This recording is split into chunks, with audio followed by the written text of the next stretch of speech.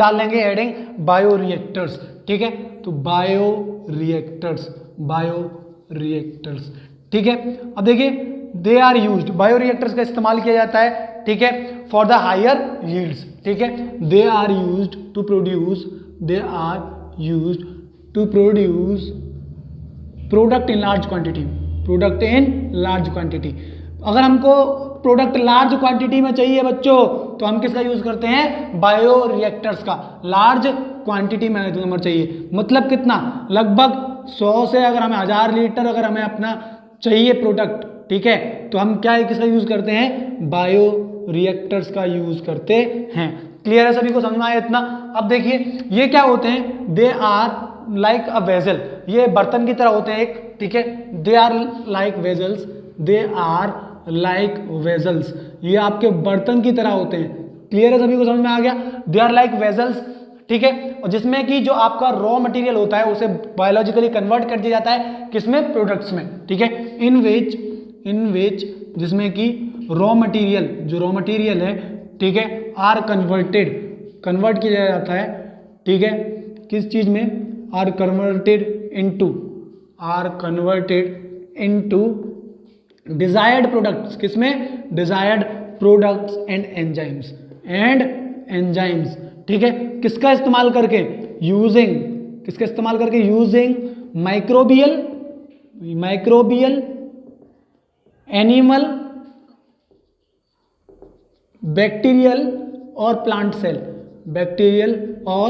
Plant cell का इस्तेमाल करके हम क्या करते हैं भाई, कि जो रॉ मटेरियल है उसे कन्वर्ट कर देते हैं बायोलॉजिकली, किसमें? प्रोडक्ट में एंड एंजाइम्स में, ठीक है, डिजायर्ड एंजाइम्स में उसे कन्वर्ट कर देते हैं। क्लियर है आप सभी को, इतना समझ में आ गया? अब देखिए उसके बाद बायोरिएक्टर्स की और क्या प्रॉपर्टी है, देखिए बायोरिएक्टर्स, जो आपके बायोरिएक्टर्स होते हैं, बायोरिएक्टर्स प्रोवाइड, वो आपका प्रोवाइड करते हैं, ठीक है, ऑप्टिमल कंडीशंस, ठीक है, ऑप्टिमल कंडीशंस, ठीक है, for higher yields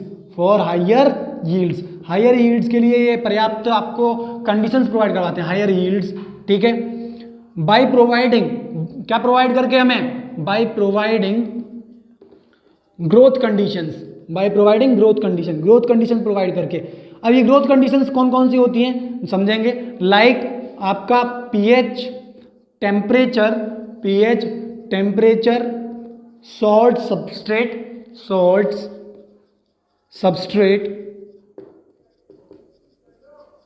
oxygen etcetera, ठीक है। तो ये हमें ये सारी जो ग्रोथ के लिए जो कंडीशंस हैं किसी भी बायोमास के लिए, ठीक है, वो सारी कंडीशंस हमें ये प्रोवाइड करवाते हैं। क्लियर है सभी को, समझ में आ गया? अब देखिए उसके बाद जो हम बात करते हैं आपका, वो इसकी बात करते हैं कि जो सबसे कॉमनली आपके यूज्ड बायोरिएक्टर्स हैं वो कौन से हैं? आपके स्टीयरिंग टाइप। वो कैसे होते हैं? आपके स्टीयरिंग टाइप के होते हैं, ठीक है। Most commonly used bioreactors are of stirring type. किसके होते हैं? कैसे होते हैं? स्टीयरिंग टाइप के होते हैं। क्लियर है? अब समझेंगे कि आपके स्टीयरिंग टाइप के बायोरिएक्टर्स कैसे होते हैं। देखिए मैं आपको डायग्रामेट्रिकली समझा देता हूं कि सबसे पहले तो ऊपर, इनके ऊपर क्या होता है आपका, वो आपके ऊपर टेम्परेचर या फिर उन सबको नापने वाले ऐसे बहुत सारे इनमें मीटर्स होते हैं, ठीक है। उसके बाद में क्या होता है, इनमें आपका मोटर लगी होती है एक, ठीक है। क्या होती है? मोटर लगी होती है। क्लियर है?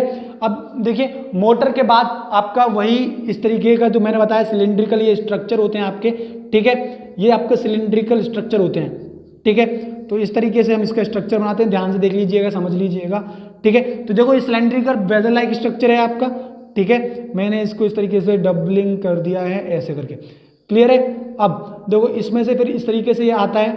अब उसके बाद में यहाँ पर इसमें भी कुछ फैन टाइप का होता है इस तरीके से, देखिए, ठीक है। फिर ये नीचे की ओर आता है, फिर यहाँ पर बीच में भी इसमें इसी तरीके से फैन टाइप का होता है एक आपका, ठीक है। और उसके बाद फिर एक और इस साइड में होता है, फिर आपका नीचे की साइड में लास्ट में होता है, ठीक है, इस तरीके से। और इस तरीके से इसका लास्ट वाला बेस स्ट्रक्चर होता है, ठीक है। तो दिख रहा होगा आपको, क्लियर है? ठीक है। और ये पंखड़ियाँ जो होती हैं वो इस तरीके से घूमती हैं। क्लियर है सभी को, समझ में आ गया। अब इसमें नीचे की साइड भी एक आउटलेट होती है, ठीक है। तो ये हो गया आपका स्टीयरिंग टाइप आपका बायोरिएक्टर, ठीक है। अब देखिए ये तो था आपका मोटर थी, क्लियर है, ये क्या थी, मोटर थी, ठीक है।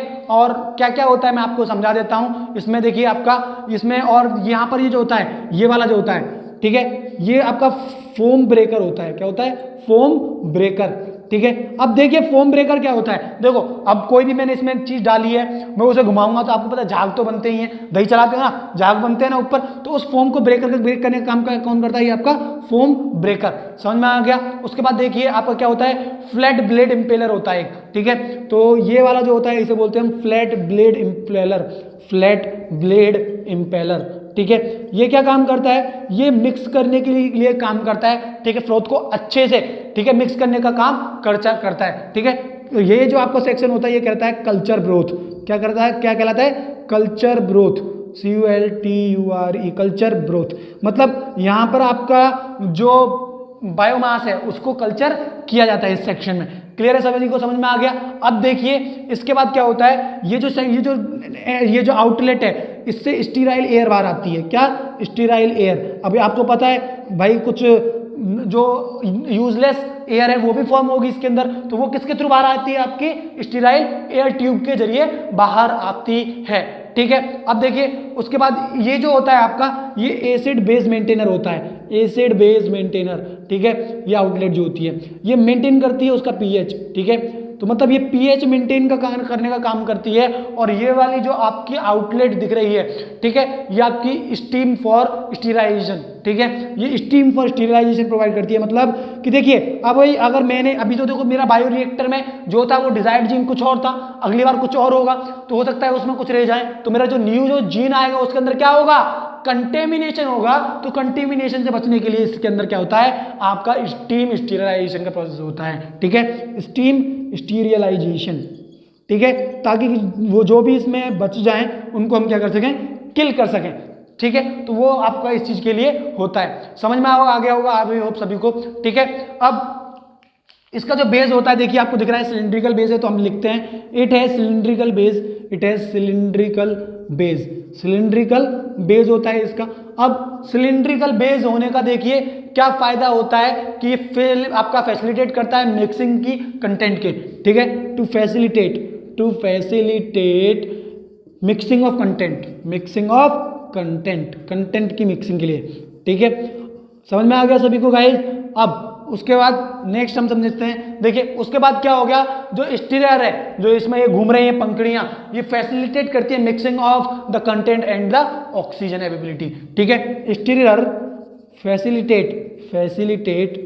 Facilitate oxygen and content mixing ability, oxygen and content mixing ability, clear है सभी को। अब उसके बाद और क्या होता है, देखिए इसमें बहुत सारे आपको सिस्टम्स प्रोवाइड किए जाते हैं, ठीक है, कंट्रोल के लिए, ठीक है। It has many control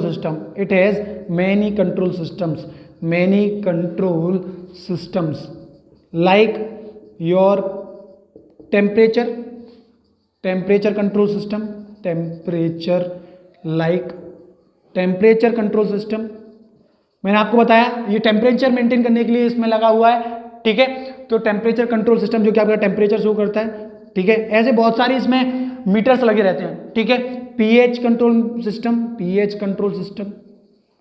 system, oxygen control system, ठीक है। तो ऐसे एसेट्रा बहुत सारे इसके अंदर क्या होते हैं, आपके कंट्रोल सिस्टम्स प्रेजेंट होते हैं। So it was all about your bio reactor.